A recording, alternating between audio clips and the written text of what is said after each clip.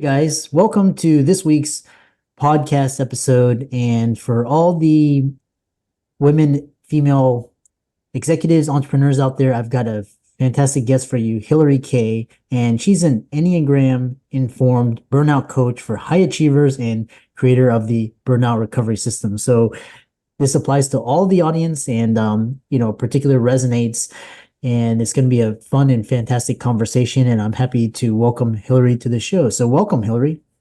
Thank you so much for having me. I'm so excited to be here today and get a chance to speak to you. One of my top performing podcasts was by Francis Yu. He talked about the Enneagram. It was like huge.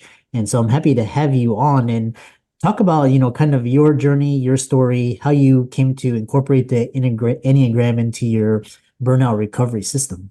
Yeah, no, thank you so much. Yeah, the Enneagram it was the thing that really radically changed my life. At 23, I was in a director level position. I was married in the best marriage. I had 2 kids under 3, one with special needs. And I hit rock bottom. I was completely burnt out. And I was like, how is this possible? I'm in my early 20s. Like, this isn't a thing. I didn't know what was happening. I went to the doctor. I thought I was having a heart attack. And they were like, no, you simply need rest. Like, this is not a heart attack. You're having a panic attack. You need to rest. And I kind of laughed. I was like, you're hilarious. Like, I can't rest. I'm the breadwinner of my family. I'm a mom. I'm working 50, 60 plus hours a week. There's no time for that. And so I really took my burnout recovery journey in my own hands, and was like, I have to find a solution. And so I had realized as I was looking back that I could see repeated patterns in my life as a high achiever. I mean, I could go back from the time I was 3 years old, standing on stage, the lead of my church play at the preschool play, right? I could see these patterns. And so what I realized is I knew a lot of the what. I knew what I did and where that got me, but I didn't know why. And so I went on this search and I took so many different personality assessments, and time again, they just kept on telling me the what. And I was like, this is not helpful. But the last one that I ended up taking was the Enneagram. And I remember when I got the results, I was like, tears were just streaming down my face. And I was like, oh my gosh, like, this is not only telling me the what, it's telling me the why. It's really dug deep into my motivations and fears and all my pain points, and then gave me a path out. I wasn't in this box, right? I wasn't in this tight box. I was in a growth system. And so from there, I got my hands on literally everything I could about the Enneagram, dove into it professionally. I ended up quitting my job. I started my own business, grew that business to a 6-figure business within a year, and realized, oh my gosh, I'm burnt out again.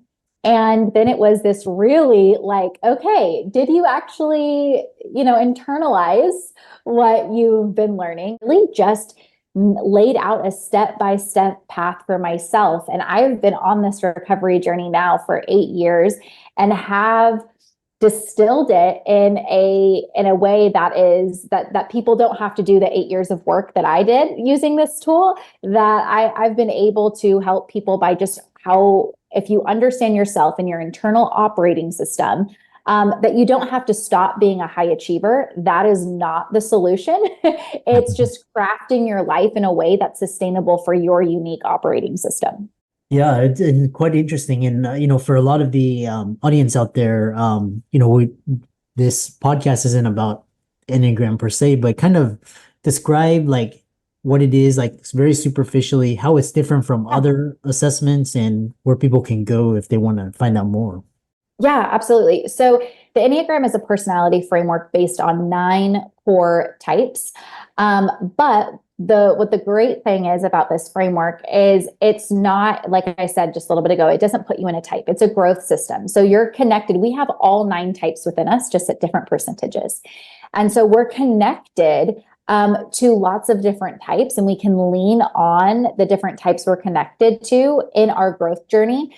It's also based off of intelligence centers, head, heart, and body. And so once people are able to understand what intelligence center they're in within the Enneagram, that really helps combat decision fatigue. And then it also is based on instinctual energy, where everyone has this different instinctual energies within them. And using these, I call it the Enneagram toolbox. That's what helps you to stay to it's not just a box, right? It's not just another personality assessment. It's the why, and it is a roadmap to your individual and unique growth path. And so there's so many free assessments out there. I will tell you, free assessments are only about 55% accurate because they're computer programs, right? They can't ask you follow-up questions. You're having to answer A, B, C, or D. And so what I recommend to people is if you have an opportunity to get live typed by an Enneagram practitioner, do that. But if you want to just take a test, don't take the results at face value. Really dive into the motivations of the types that you are shown are your highest and see what resonates with you, because the Enneagram is self-reported. A test can't tell you your type. Not an Enneagram practitioner can't tell you your type, because no one knows you like you know you. And so really it's that motivation and fear of each type that allows people to decide where their starting point is for growth. Yeah, and I love that. And so, we talk about, the Enneagram, and I love how you described it's the why. And it's almost like when you find something that helps you understand yourself better, it's almost like, this aha moment. Yeah. And so one thing that is really interesting is, particularly in today's burnout and mental health, a lot of the audience are doctors and looking to do what you're doing, coaching and helping others. What is this idea of that's curious to me is burnout triggers, and you talk about energy inventory exercise from your book to identify and address their burnout triggers. Yes. So every Enneagram type has common obstacles that we face that kind of line up with their core fear and core motivation. And these tend to be what our burnout triggers are, those common obstacles that are repeated in our life. If you're able to look at that and say, okay, it gives you a starting point for, I call them like our alarm bells, right? Ooh, I'm starting to exhibit this behavior. That means I'm probably in my cycle. But sometimes when we're burnt out, we are not at the beginning of a recovery journey, or if we're just going and aren't super self-aware, it's hard to recognize those triggers in the moment. So I first start like very basic with my clients and having them do an energy inventory. So you don't even have to know your Enneagram type to do something like this.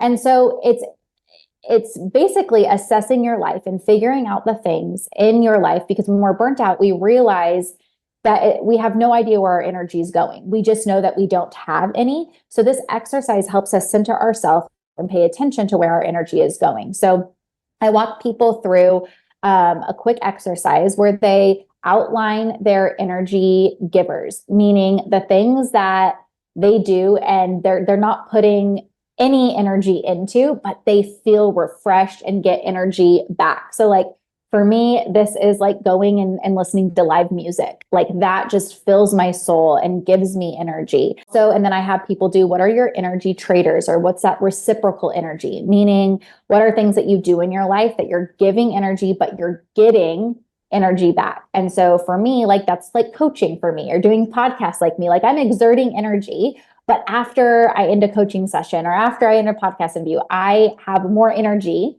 than when I started, right? But I still gave a little bit.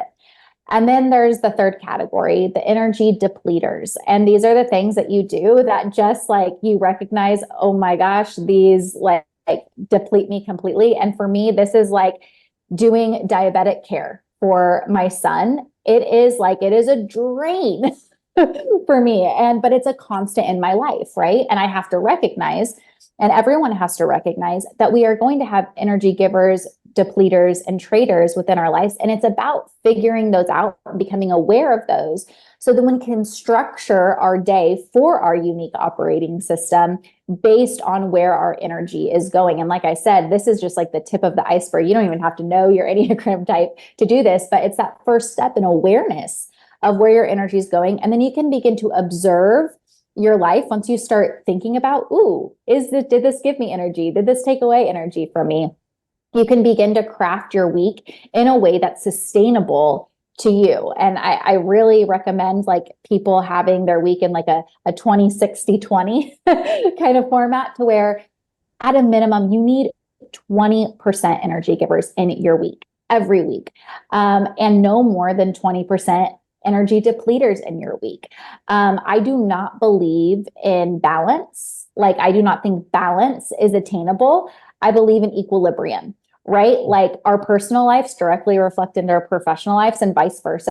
So sometimes your personal life is going to take more of your energy, right? Sometimes your professional life is going to take more of your energy, but you are in control of the reins on where your energy is going. And if you see that your week you begin to observe like, oh my gosh, my week now has 60% of energy depleters. Well, you can be like, okay, what can I remove? What can I take from my energy giver list? And arrange your week in a way that, again, it works for you. And a week that works for you might be someone else's hell week, right? We are all unique and all different on the things that give us energy and deplete our energy.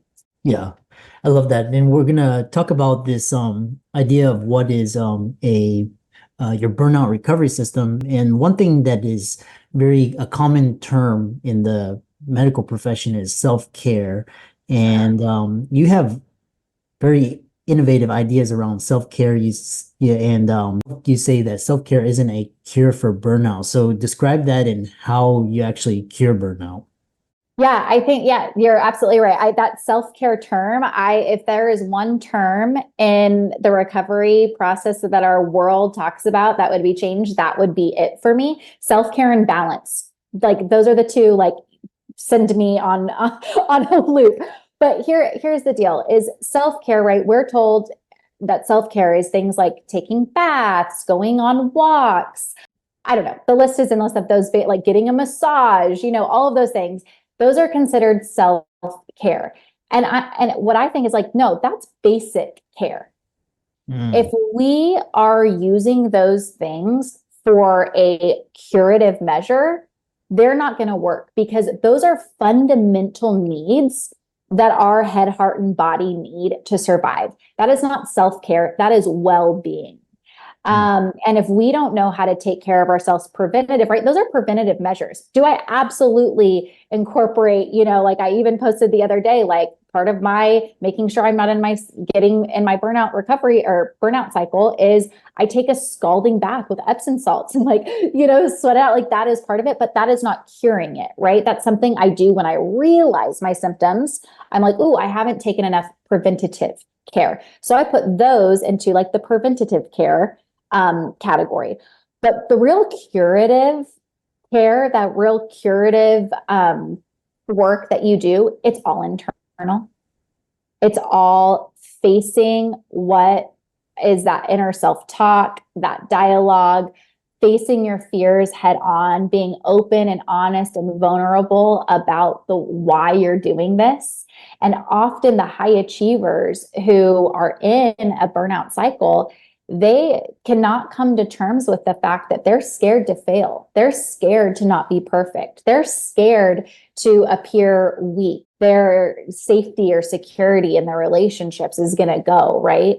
And so they overwork. They don't take care of themselves. They don't put forth these preventative measures because they're so focused on their fears. And once you recognize and can admit your fears and do the inner work to I don't tell people, I'm not going to have you stop climbing the ladder. But what I am going to help you do is to have that inner confidence that you don't need to climb the ladder. You just want to. And there's a difference between wanting and needing to. And so it's really a process of finding, like, real self-care is understanding yourself and giving your head, heart, and body what it uniquely needs in order to grow and to develop. I love how you describe self-care as just basic. It's like food, water, clothing, shelter. And and I love this idea. When you mentioned the term burnout cycle, describe Mhm. that? Is it like, because people are experiencing burnout and burnout cycle. Describe what that is, if it's like if it's a single event or if it Yeah. continues. Yeah, absolutely. I love that question so much because, we go around, our words matter, right? What comes out of our mouth matters. And we go around, there's people saying all the time, like, oh, I'm so burnt out. And I'm like, are you really? Or are you stressed? Are you just stressed? Are you overwhelmed, right? We don't get burnt out overnight. It is a cycle that starts with stress building up in our bodies. The definition of burnout is a state of emotional, physical, and mental exhaustion, right? Burnout. So before we get to that burnout, we have stress in our mental, physical, emotional world. If we let that build up, that then builds up to overwhelm, right? Build up even farther, that turns into burnout. So what I mean by the burnout cycle and what I help people uncover is their unique burnout cycle. So what are your stress signs? What are your unique operating system stress signs? Then what does it look like when you're at that overwhelm stage? And then what does it look like when you're in burnout? Because the goal is we can't get rid of stress. We're in these positions. Stress is like that's just part of life, right? But it's what we do with the stress and how we manage the stress that helps us not get in further into that burnout cycle, and helps us, okay, we're going to take this stress. We see it. We see these alarm bells. Now we can take those. We can start incorporating more of those preventative practices to help us not continue into the cycle. Yeah, I love that. And as we come to the end, talk about your burnout recovery system and how you incorporate the Enneagram, how kind of give us a flavor and how clients can contact you and follow you. Thank you. So my burnout recovery system is a 12-week program. I do this for individuals and for teams. And I have a book coming out in April 2024, that distills the 12-week program in a nice little book. But what I do is I take people through a 12-week journey of self-discovery. And you learn about yourself. You identify your Enneagram type. We craft your burnout cycle. We do that energy inventory exercise that we just talked about. And then I take you through your Enneagram toolbox.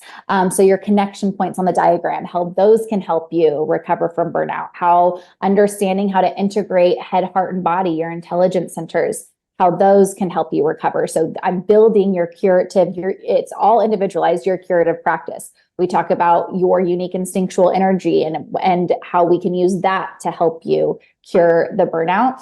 And then it's about developing that sustainability. And so there's step-by-steps on how to, once you've incorporated these tools, how do you make them sustainable so you don't end up in the same cycle again? I love that.